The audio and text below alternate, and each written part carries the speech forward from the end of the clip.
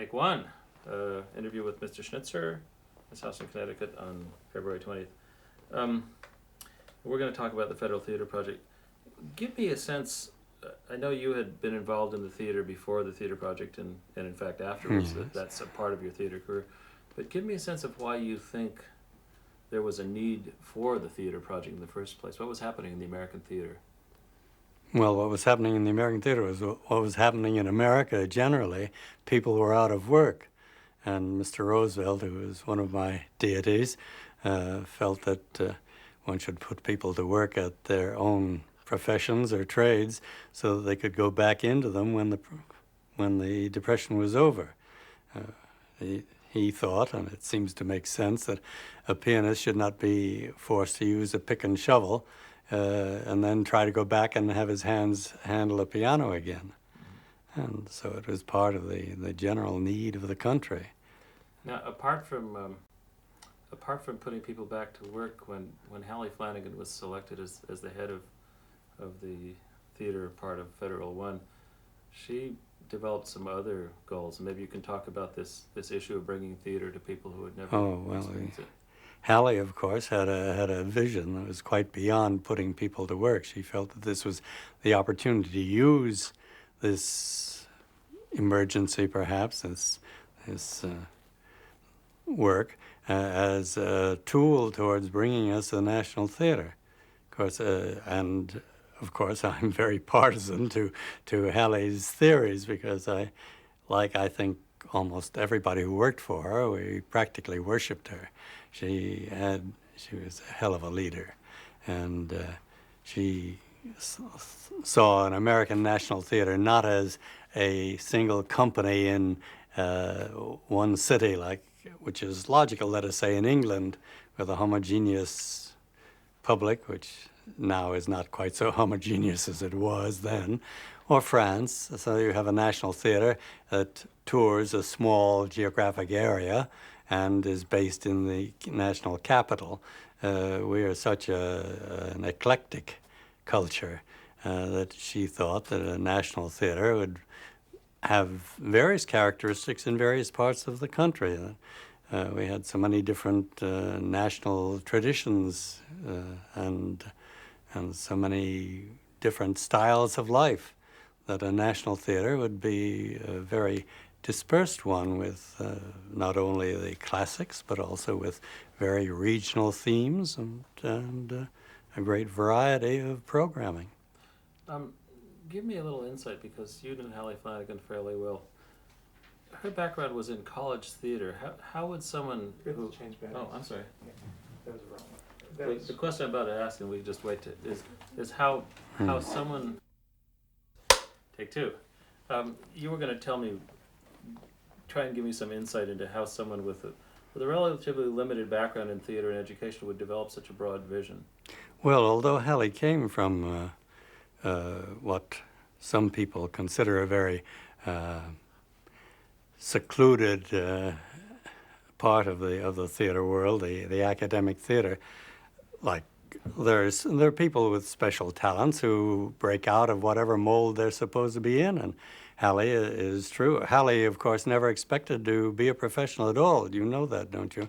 She was a wife and mother until her husband tragically died, and she had a baby in her arms, and she had to earn a living, and she began teaching theater at her old school.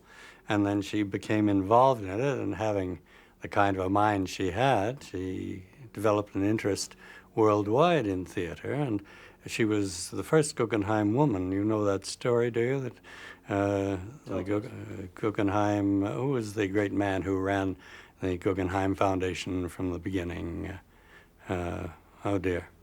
It's okay, we can I start forgot. over. Do you remember? Yes. Or- No, I that's okay. don't think I can. And he was brought by some friend to see a production she had done at the college. And he went backstage afterward and said, "You're going to be the first woman Guggenheim." And she chose, at that time there was a great ferment in the Russian theater with Vakhtangov and Stanislavski and all of the great ones of that period. And she chose to go to Russia, which did her no good later on, of course, with the congressional committees.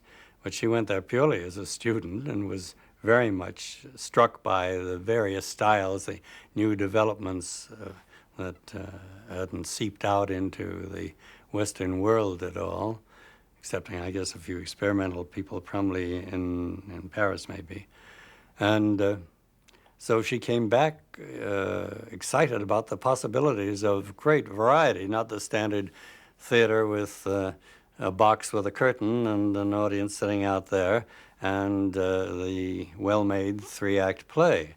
And she began working at that, and then she was asked to go to Vassar, and there she instituted, for the first time, Vassar, all the plays that the girls put on had girls playing the men's parts.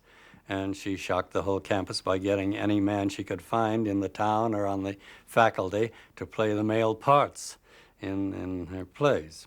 And from there, of course, she became known nationally in the academic theater and I think to a certain extent in the professional theater. She was not the first choice for the job, you know, as head of the Federal Theater.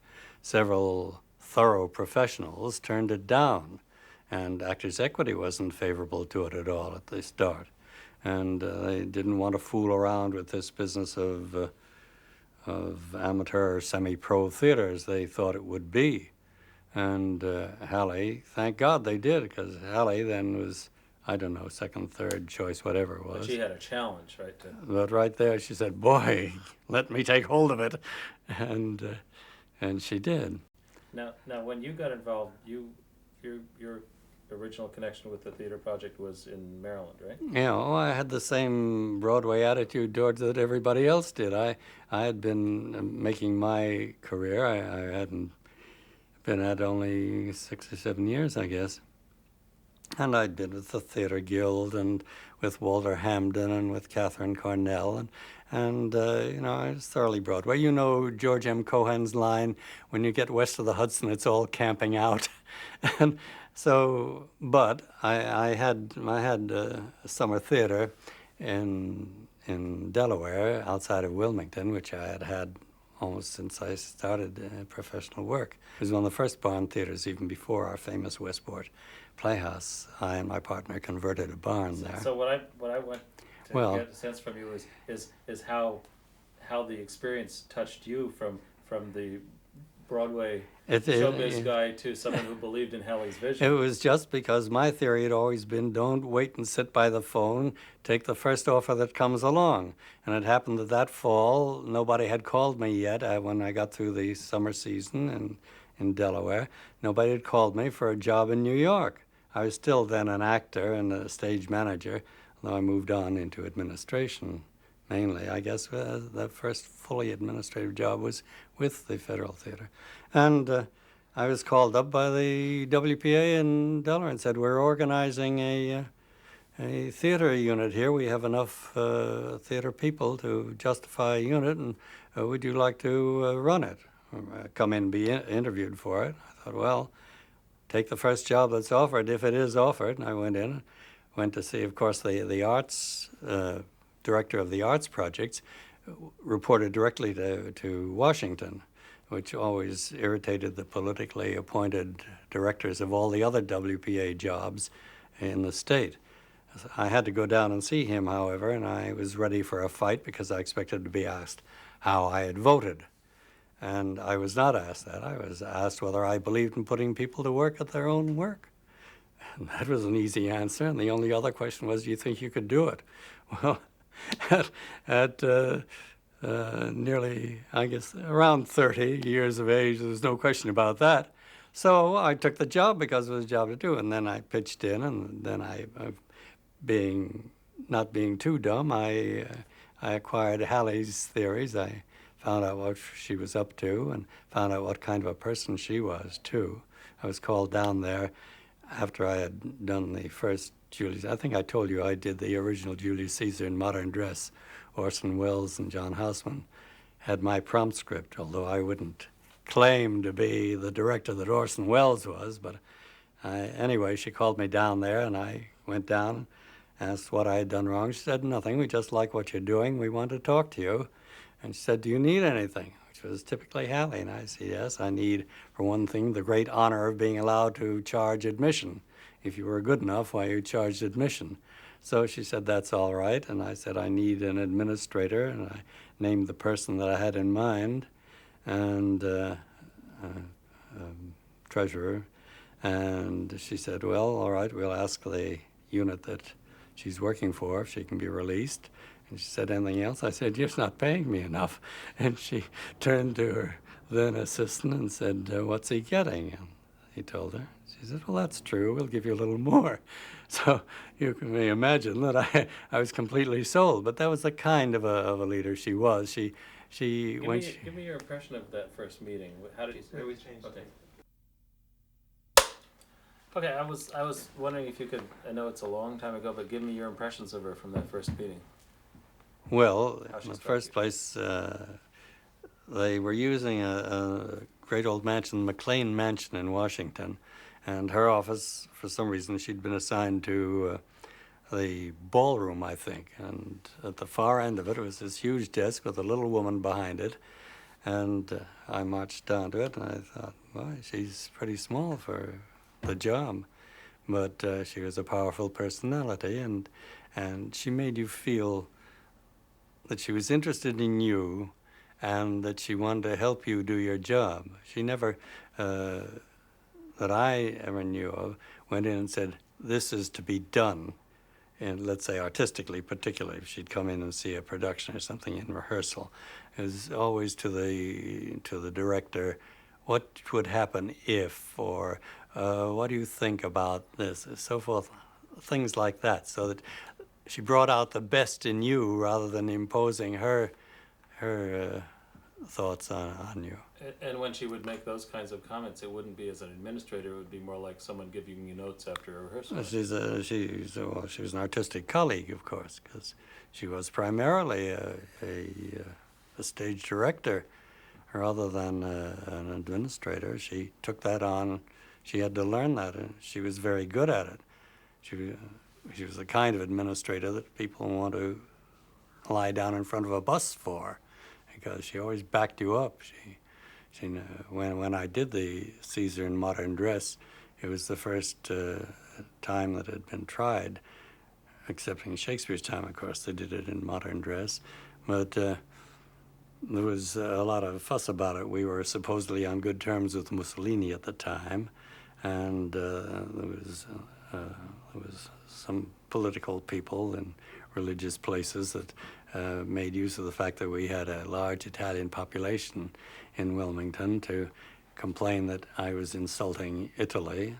I said that if Mussolini prided himself on looking like the Naples bust of Caesar, that was not my fault. I had picked my Caesar to look like the Naples bust.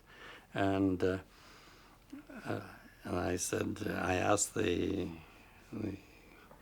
gentleman who was making the protests whether he would like to come and see the fact that we had not made any changes in Shakespeare's lines at all. There was no change at all. I just put them into khaki and black shirts, and it seemed to fit the times. And he said there are some places you made up your mind about without seeing them. And for a while I contemplated running an ad saying, "Come to Schnitzer's whorehouse," but then I didn't try that. Anyway, Harry Hopkins got down to Washington, and Harry Hopkins went to Hallie and said, "Look, can't you put them into togas?" And Hallie said, "We're not going to put them in the bed sheets. If you force us to, we'll pull it off, but otherwise we'll run it the way it is."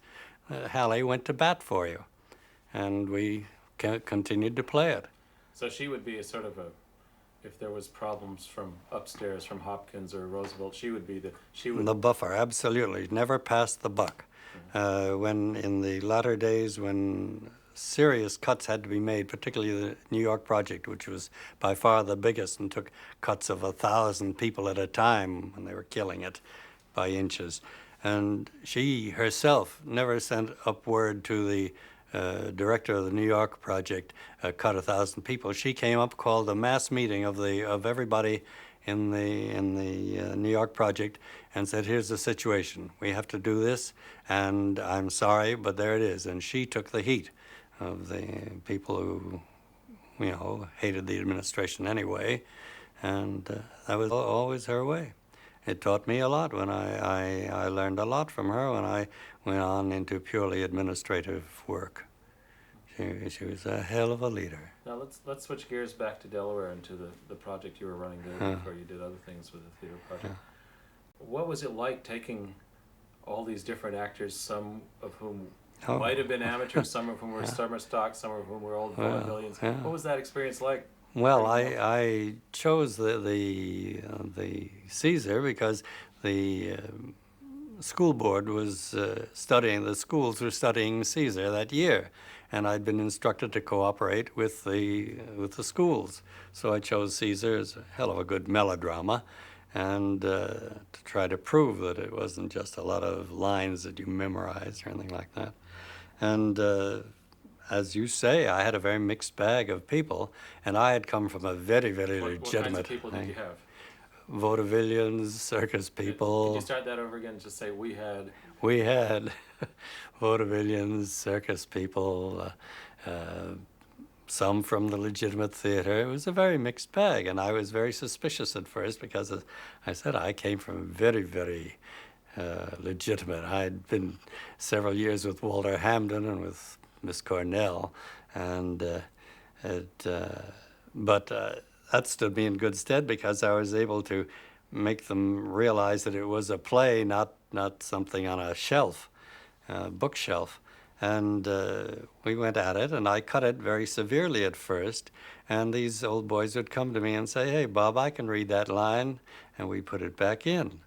And then we did a number of other plays. We did a very amusing play called Help Yourself, about making a job for yourself. I don't know whether you've ever read that script. No. You'd find it very amusing. It's about... How much have we got in this magazine? Oh, almost 190, 180. Okay, so now let's, before we get to Treasure Island, I don't know if the Delaware unit was involved with them, but one of the most unique theatrical forms that the theater project developed was the living newspaper. Yes. Tell me a little bit about it. We never did that in Delaware, but I was in Delaware, less than a year before they moved me down But to you were Washington. aware of how the things developed. Oh, yes, that was another good thing. The news of what was being done all over the country was circulated to all the unit directors. So you knew what was being done, and it gave you ideas, too, as Orson got his idea from... Could you explain to me what the theory behind the living newspaper was, or what people... Well, it was a very novel thing. Hallie, I don't know where the idea came from to Hallie, whether it sprang from her own thinking or whether she had seen something somewhere that had moved her to it. But she just thought that a documentary stage play was something worth doing. And of course, it was one of the brilliant successes and one of the causes of our downfall, because it was too verbal and showed up too many cracks in the structure of our government. Well, how do you feel about whether theater should do that? Is that a legitimate thing? Well, is it legitimate for PBS to run documentaries? Why shouldn't the theater do it? Of course, having all my life dealt with the round actors and not with the flat ones, I believe that the living theater is the best means of communication. I'm not alone in that, of course. The Catholic Church has always known that. The theater, as you know, was saved on the steps of the church in the Middle Ages. And certainly the Mormons use it as not only for religious teaching, but generally for recreation and for general education. But let's talk a little more about the living newspaper. I mean, if someone picks up the New York Times and reads the news, that's not controversial. Why does it become controversial when it's put in a play?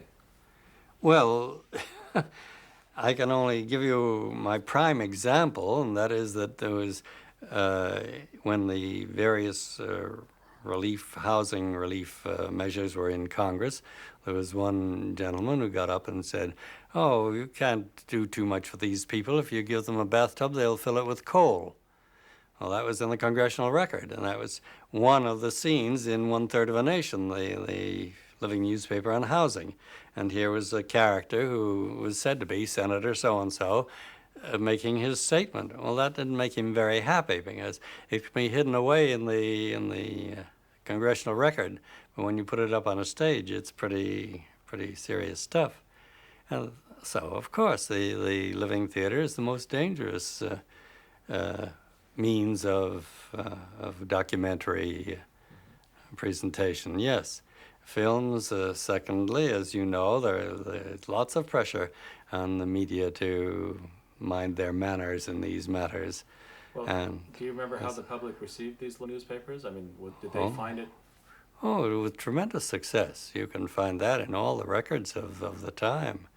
There wasn't one of them that wasn't welcomed, from Spirochete on the subject of syphilis, and of course, the One-Third of a Nation, which was the most famous, perhaps. AAA plowed under on agriculture. All of them to the point, all of them absolutely documented so that nobody could say there was anything untrue about them at all, and constructively critical, which is what a good newspaper is, too. Have we got enough to keep on going on this year? No, we Let's have, change. 30 feet. Okay. Take 4. Let's now move over to how you came to get involved with the project out in Treasure Island. How did that assignment start? Oh, well, I had been brought down from Delaware to be an assistant to Halley in Washington, which I was for a year. There, my work was mainly analyzing the reports. We had very thorough reports from all the projects all over the country, and I did a lot of analyzing of them for her. And then when it was decided to have a federal building at Treasure Island, Halley asked me to go out there and organize the federal theater out there. And there, too, I was introduced to the state director and said, "We don't need you out here. We've got somebody already who can do it." It was one of his favorite old boys, and an old theater ham who he wanted in that job. But I said, well, he said, "You've got 2 strikes against you." And I said, "Well, give me the third anyway." And I was very flattered that when Halley called me back at to help with the hearings in Washington, that he protested my going. So, And I went, when you get out to Treasure Island, what state was it in? Were the well, buildings built? the building was not yet built. I worked with the architects on the plans for the theater. It was a very, for those days, advanced theater. It had no footlights and steps right down to the audience. It had a very wide stage. And it was where George Eisenhower, the great lighting man, got his first chance to try his mad theory that you didn't have to have a rheostat to dim a light. You could do it, he thought then, electronically with a light bulb.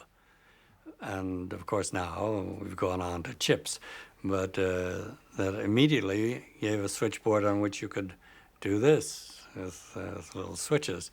And none of you people are old enough to remember a switchboard where if you wanted to make a dim of more than 2 lights, you had to stand on 1 foot and 1 hand up here and 1 hand up there on the rheostat, and another foot perhaps running another rheostat down here.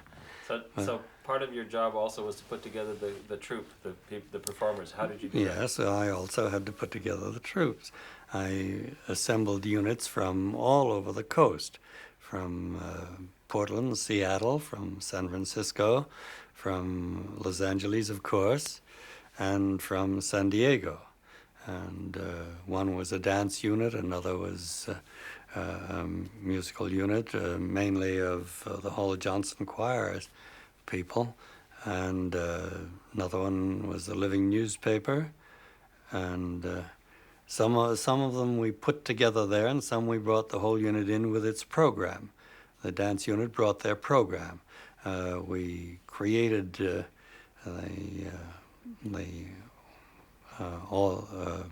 Run Little Chillin' with the Hall Johnson Choir there.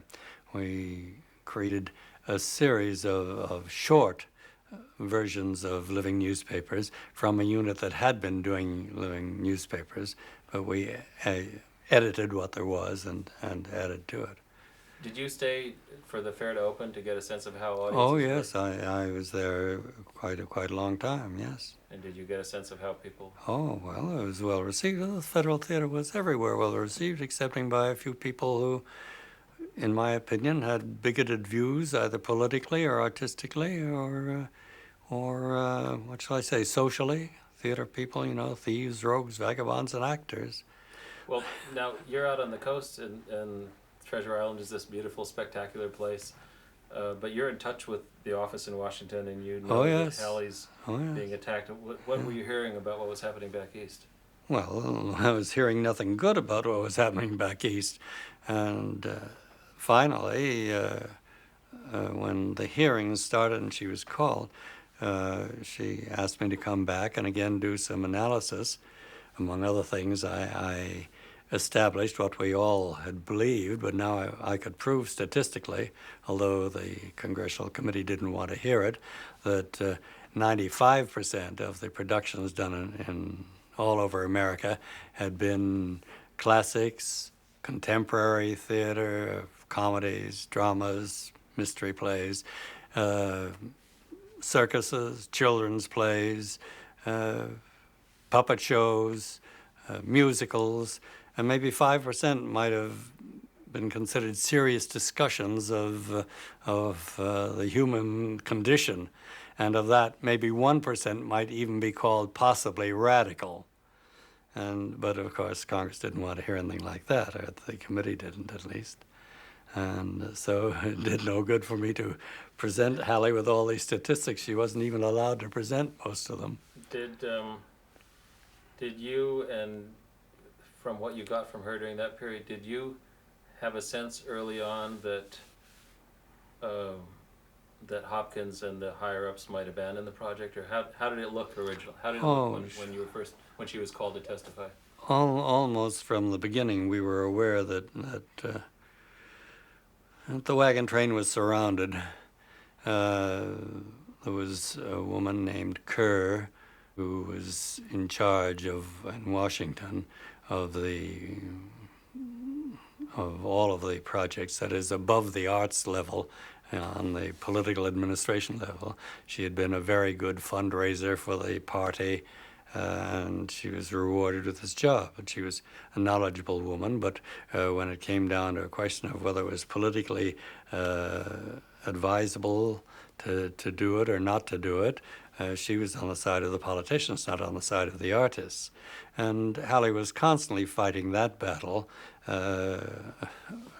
which had nothing to do with her job. Her energies were taken frequently and more frequently.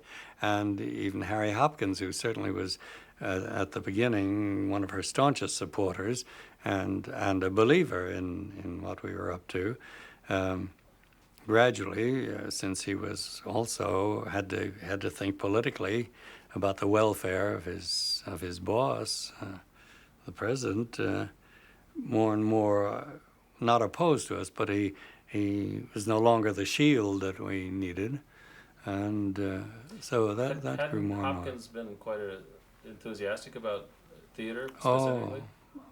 Yes, I guess so. I had never known him before I met him here.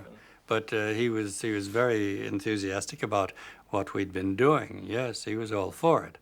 But political considerations took over, of course. Well, I read that the first time the committees met, that Hallie Flanagan wasn't even allowed to testify the first time, that she was almost reined in.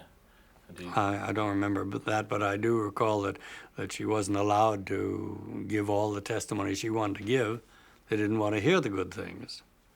Did you see it just as an attack on the arts, or did you see it as something bigger? Oh, it was an attack on the arts as something that society is always suspicious of. And here was a great opportunity for the demagogues to tie it up with communism and so on.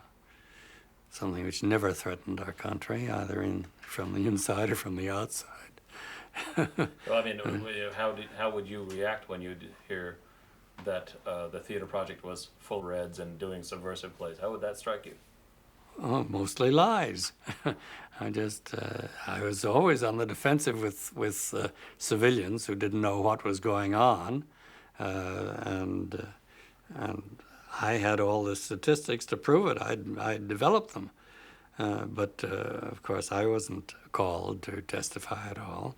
And as for my friends and acquaintances, I thought, well, if good old Bob is doing it, it can't be too bad. and but I don't know whether that answers your question or not. But. Well, I mean, let me sort of ask another question that's related. I mean, how did it feel when you're there fighting and presenting theater and doing good stuff and audiences are reacting? Did you feel like you were being sacrificed, or how did it? Well, I must say you remind me of your colleagues in the news world who come up to a woman who's just seen her son killed by a car and says, "How do you feel about this?" How do you think I felt? I was, of course, mad. I was angry. I felt abused. I felt that we were being used by demagogues or misused. Sure. What else would I feel? Particularly with the personal loyalty that I developed to Hallie, as so many people developed a loyalty to her, quite beyond professional I've heard that respect. That in 1938, when these hearings were starting, We have 40 feet. Okay, You might get a quick one. that Hopkins had serious political ambitions, that Roosevelt was grooming him to replace him. Do you think that could have been a factor? Oh, I don't know. I really wasn't. That was sort of Either I've forgotten it, or I wasn't that deeply involved in the interior cuisine of the Democratic Party. Yeah. Well, I mean, do you think he felt that by sacrificing you, he could save the rest of the WPA? Oh, I don't know whether he thought he could. I think he hoped. It was a start. We were the baby thrown overboard to lighten the sleigh with the wolves running afterward. And the theater was the first of the arts projects. Then the rest of the arts projects went. And then, of course, finally the whole WPA went. Okay, let's change right here. Okay. We got take 5. Continue with Mr. Schnitzer. Just a second. Okay. Ready? Okay, we're ready. So that was it. The theater project was sacrificed, and the great experiment was over. If you Excepting for the experiment, great experiment was not over because its effects on the American theater are still being felt. Well, try and help me understand what those effects were. Well, the major effect was the idea of expanding out of the three-sided box sometimes into the audience, into different type of things. Of course, the living newspaper technique has been adopted widely by authors for years now. But it was a novel technique in those days. And the modern dress expanded, though it had been done now and then.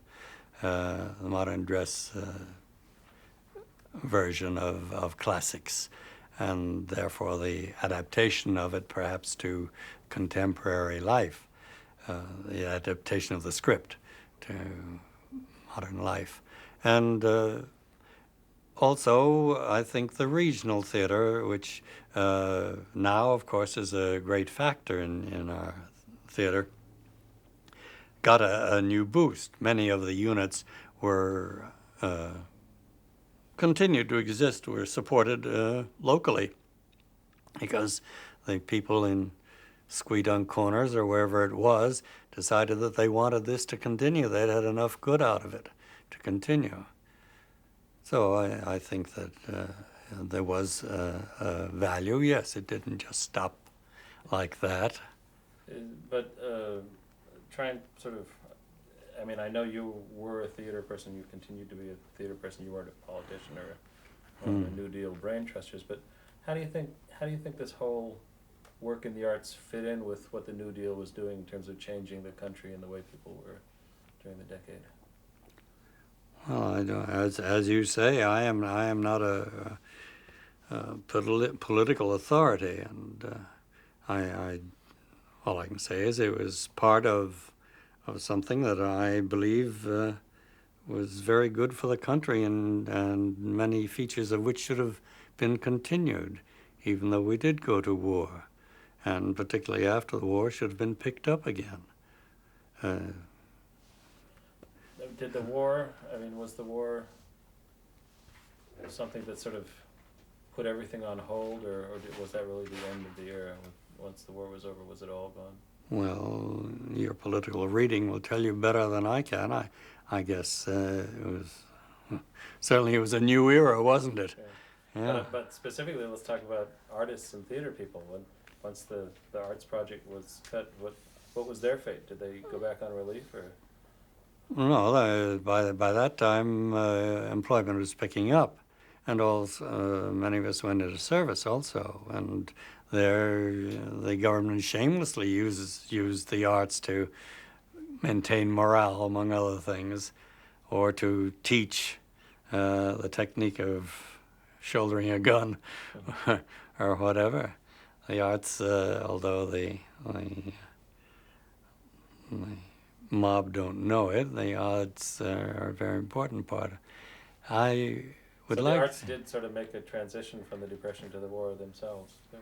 Yes, and then after the war, of course, the GI Bill was used. A great many. When I came back, I was a counselor to veterans who wanted to re-enter the theater, or who, having gotten a taste of it overseas, thought that they wanted to make it their careers. And I among other things, Hallie was then dean and head of theater at Smith. I helped her establish the first male students at Smith College. There is quite a group of guys who for a long time were kidded me when they said they got their MA in theater at Smith College, because they were the only men in a women's college then. Of course, all the women's colleges, or most of them now, have long since accepted men. Let's cut for a minute, Bob. Okay. I want to check with Susan before we go on. Sure. Talking about the after the war, also the theater wing developed a lot of courses for the men wanting to go back into it. Well, let's go back to the pre-war period. I mean, you were pretty much involved with the Federal Theater Project through its whole history, weren't you, from 36? Pretty much from 36 on till the end, To yes. 39. At what point, even though your focus is on the theater, at what point were you personally getting involved or aware of the fact that a war is coming, that America can't stay out of troubles? When do you have a sense that there's war clouds? Oh, well, I think that anybody who had an interest in the daily newspaper knew for years that we were going to have to get involved. That is one thing. When I talk to people who don't want to bother with the A.B.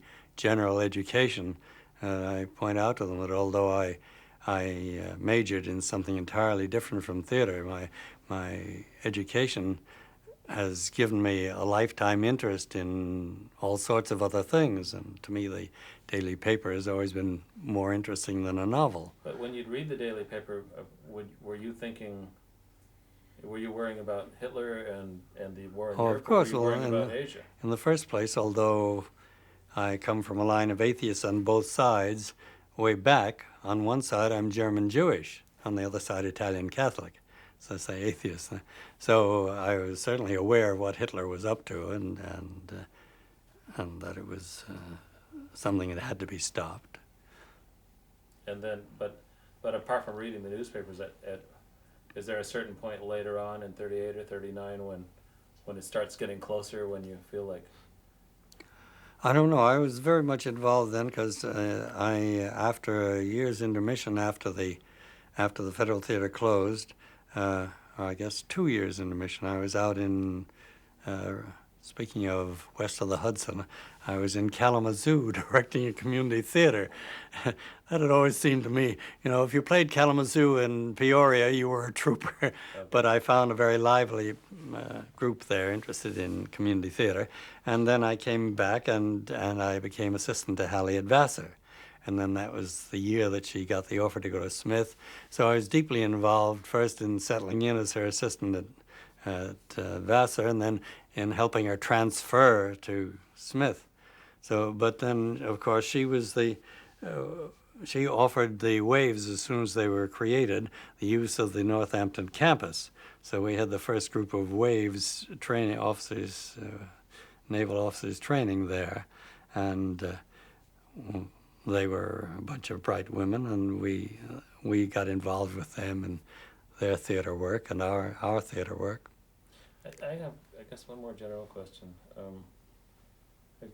People's experience of the Depression depends on what they did and how well they were working or how much they were working.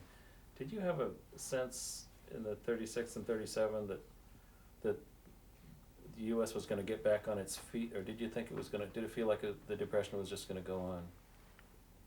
Well, in the first place, I was young, and I've always been optimistic.